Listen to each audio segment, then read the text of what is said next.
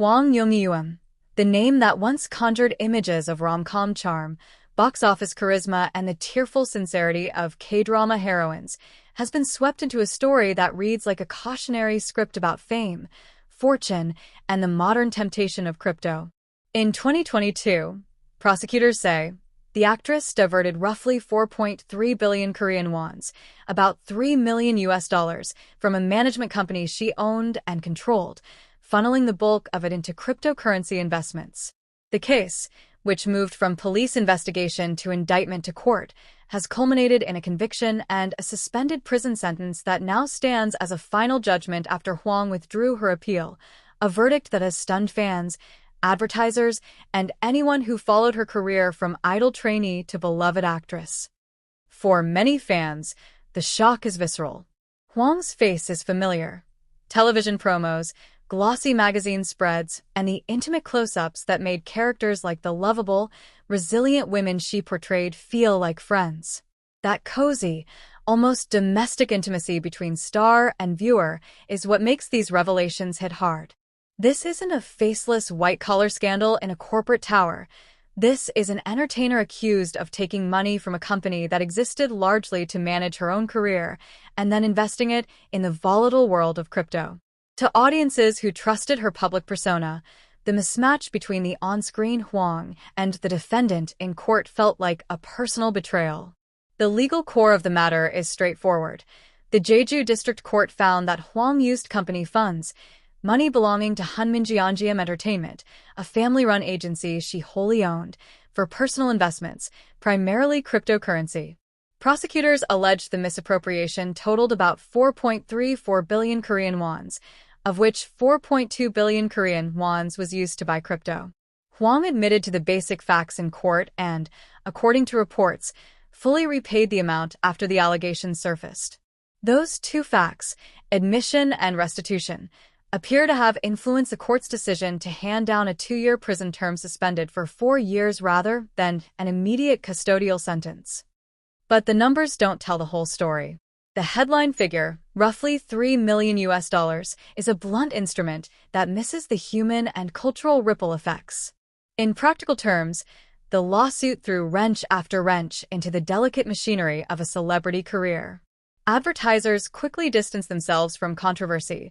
Television productions edit or postpone projects to avoid backlash. Streaming platforms and broadcasters weigh the reputational cost of keeping a star on screen. Behind the legal filings are canceled endorsements, rewritten credits, and a very public reassessment of an actor's trustworthiness. In Hwang's case, those consequences arrived quickly.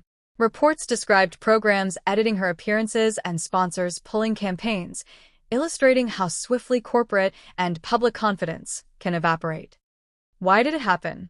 The court record, and media reporting based on it, suggests a combination of personal misjudgment and the intoxicating allure of a market that has made and unmade fortunes with dizzying speed. According to prosecutors, Hwang used the agency's money to purchase cryptocurrencies in early 2022. Crypto, for some investors, represented a high-risk, high-reward bet and opportunity to multiply funds quickly. But what distinguishes this case legally is not necessarily the choice of asset class. It's the source of the money. Company funds belong to the corporation and, when used for personal investment without proper authorization, such transfers can cross into the realm of embezzlement. The court found that the transfers met that threshold. Fans are asking questions that go beyond law. Did Hwang panic during a volatile market? Was there pressure, financial or emotional, behind the decision? Did anyone advise her? We don't have private answers to those questions, and the public record is cautious by necessity. What we can observe is a familiar human pattern. People who have access to power and resources sometimes make impulsive financial moves during times of stress or hope, and the outcomes can be amplified on a celebrity scale. Hwang's case, in this sense, is a contemporary morality tale. The intoxicating promise of quick gains collided with fiduciary responsibility, and the collision happened in the public eye. The legal process reflected that tension between culpability and contrition. Prosecutors initially sought a 3-year sentence at one stage of the trial, arguing the gravity of the offense under Korea's laws on aggravated economic crimes. But the court ultimately issued a 2-year imprisonment term, suspended for 4 years, a punishment that allows Hwang to avoid jail so long as she complies with probationary conditions. That leniency was not random. Judges often weigh restitution, a defendant's prior record. Hwang had no previous criminal convictions, expressions of remorse, and cooperation with investigators. In Hwang's case, her full repayment of the alleged funds and her acknowledgement of wrongdoing appear to have been mitigating factors. Shortly after the suspended sentence was handed down, neither Hwang nor the prosecution filed an appeal, effectively confirming the judgment. This outcome raises a thorny debate among fans and the wider public. Some feel that the sentence is appropriately stern. Embezzlement is a serious economic crime, and the law should be enforced even against beloved entertainers. Others argue that since the agency in question was family-run and Hwang eventually repaid the money, the consequences already suffered. Loss of work, public shame, ruined relationships with sponsors are additional punishment beyond what the law should impose. Both perspectives are emotionally intelligible, and both grapple with a larger question: how should we reconcile artistic admiration with accountability? Should creative output insulate public figures from the same legal standards that apply to everyone else? Or does fame demand harsher scrutiny because of its reach and influence? The economic context is important, too. South Korea has been vigilant in cracking down on financial crimes and has a complicated history with cryptocurrency, a market that has attracted many Korean investors but also triggered numerous scandals and regulatory responses. The Hwang case fits into a broader national conversation about how to regulate digital assets, protect investors, and prevent misuse of corporate funds. In effect, this celebrity case became a window onto systemic issues: the opacity of some crypto transactions, the temptations they present to would-be speculators, and the way personal and corporate finances can blur when celebrities run family-owned companies. The human fallout also includes reputational repair and the future of Hwang's career. Public apologies followed, so did statements by her current agency that she had made restitution. Those moves are part damage control and part an attempt to re-establish a narrative, acknowledge the mistake, make amends, seek forgiveness. Whether that forgiveness arrives is an open question. The entertainment industry, and especially fandom cultures, can be both unforgiving and surprisingly merciful. Some artists recover after scandal if they demonstrate sustained contrition and a long period of rehabilitation. Others never regain their previous standing. Hwang's path forward will depend on many factors: how the public perceives her apology, whether future projects embrace or reject her involvement, and how time reshapes collective memory. Practical considerations matter too. Even with a suspended sentence, legal restrictions, and the stigma of a conviction can limit opportunities. Contracts may contain morality clauses. Corporate sponsors and production houses can cite reputational risk to justify termination. And in the crowded, global K-drama market, casting decisions are made not only on talent, but on audience appeal and marketability. A conviction, even one that spares jail time, is a reputational scar that can reshape an actor's bargaining power and the sorts of roles offered. For global fans who stream Korean series from outside Korea, this will translate into fewer appearances, fewer fan events, and a changed relationship to the celebrity they once followed. There's also a governance lesson here for the industry. Many entertainers operate under the umbrella of agencies they either partially or fully own. These structures can create subtle conflicts between personal finances and corporate funds. The Hwang case underscores the need for transparent accounting, corporate governance even in small family enterprises, and clearer guidelines about how funds should be handled.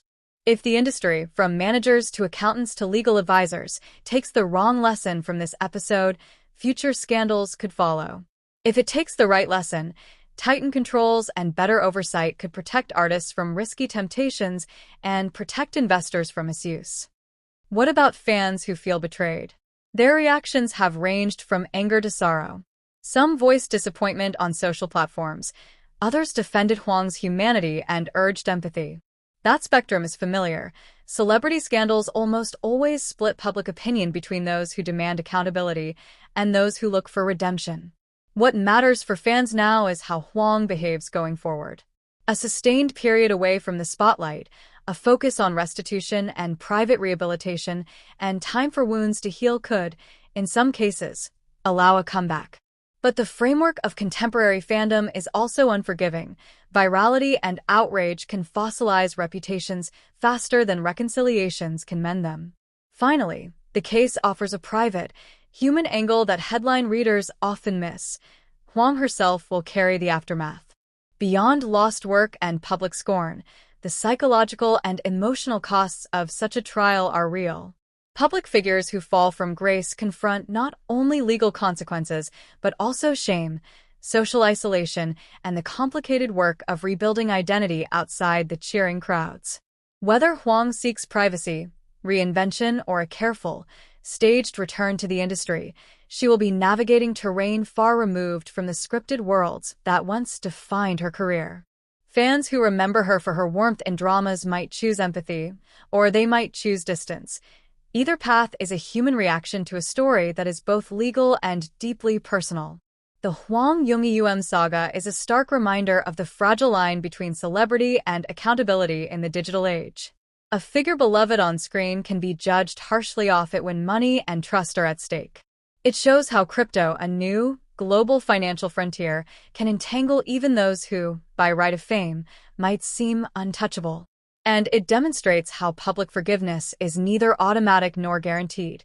It must be earned anew, often in a court of public opinion as much as in a courthouse. Hwang's conviction and suspended sentence may be the legal denouement, but the cultural and emotional reverberations of this episode will echo for years in fandoms, contract negotiations, and the way entertainers think about money and governance. For fans who want the unvarnished truth, the conviction is real, the money was significant. Much of it went into cryptocurrency, Hwang repaid the funds, and the suspended sentence stands after she waived appeal. Those are the pillars of the case, as reported by major outlets. What remains unsettled, and what will keep the story alive for those who follow K-drama lore closely, is how a celebrated actress will rebuild, how the industry will tighten its controls, and how fans will reconcile admiration with accountability. In the messy intersection of art, money, and law, this episode will be studied not just as celebrity scandal but as a lesson in ethics for an era where fortunes can be shifted with a click and a decision can change everything. If you care about K-drama culture, the Hwang Jung-eum case is worth watching as it unfolds in public memory. It is a story about choices and consequences, and about how the people we invite into our living rooms with their performances can surprise us in ways that are uncomfortable, instructive, and, ultimately, profoundly human. Even after the courtroom lights dimmed and the headlines began to fade, whispers about Hwang Jung-eum's conviction continued to ripple across the entertainment industry. Inside Seoul's bustling entertainment circles, the story was no longer just about a financial crime. It was about a woman who had reached the pinnacle of fame, stumbled, and now stood at the crossroads between redemption and ruin. People who worked closely with her described a chilling silence that followed the court verdict. Once a vibrant presence known for her energy and laughter on set, Hwang reportedly withdrew from public view almost entirely. Friends revealed she spent weeks inside her home, refusing interviews, skipping social gatherings, and avoiding the paparazzi who camped near her residence.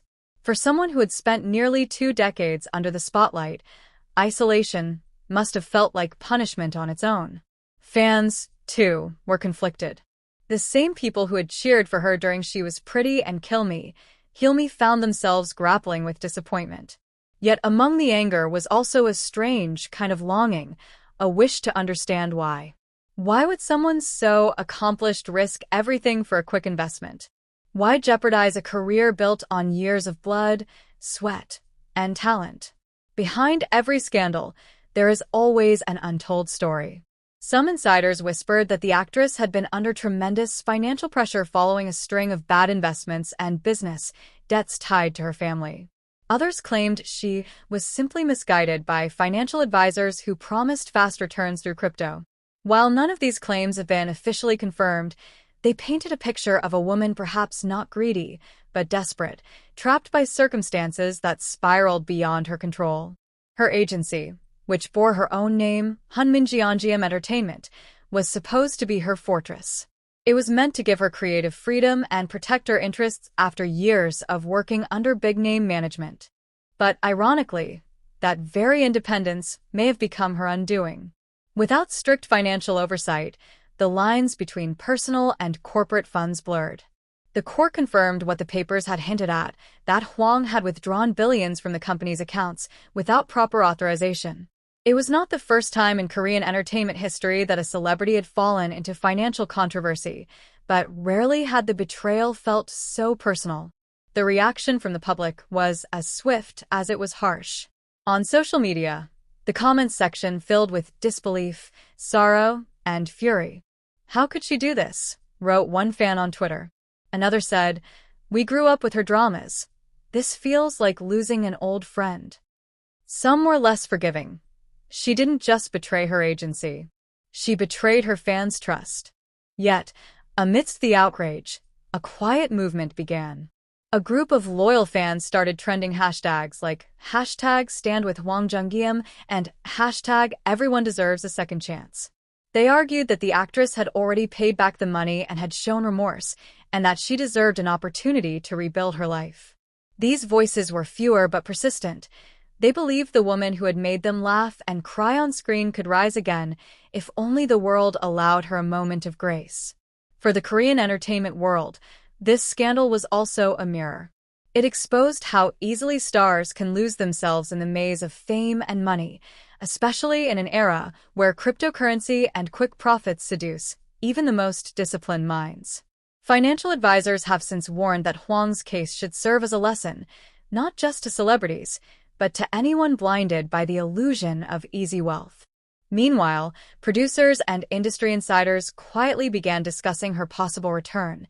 Not soon, but perhaps someday. Korean media history shows that comebacks, though difficult, are not impossible. Many stars who have faced scandals have eventually returned after years of silence, often through smaller, humbler projects that allow them to reconnect with the audience. If Hwang ever decides to make that comeback, it would have to be done carefully, not through glamour, but through honesty. Fans no longer want polished press releases. They want sincerity. They want to see the woman behind the scandal, not a superstar defending herself, but a human being owning up to her mistakes and learning from them. A public apology, an honest interview, and perhaps a meaningful drama that mirrors her real-life journey could mark her return. The idea of redemption isn't far-fetched. Korea's entertainment culture, while strict, has also shown compassion toward those who show genuine remorse. The same public that condemned an artist one year might cheer for their resilience the next. What the people cannot stand is arrogance or denial. And that is why Hwang's next steps will be crucial, whether she hides or whether she faces the storm head-on. There is an eerie beauty in downfall stories, not because we enjoy seeing stars fall, but because we're reminded that fame doesn't protect anyone from human error. The bigger the name, the harder the fall, and the more compelling the redemption arc. That's what keeps the public watching, the hope that someone broken might find a way to rebuild themselves. For now, Hwang Jung-eum remains silent.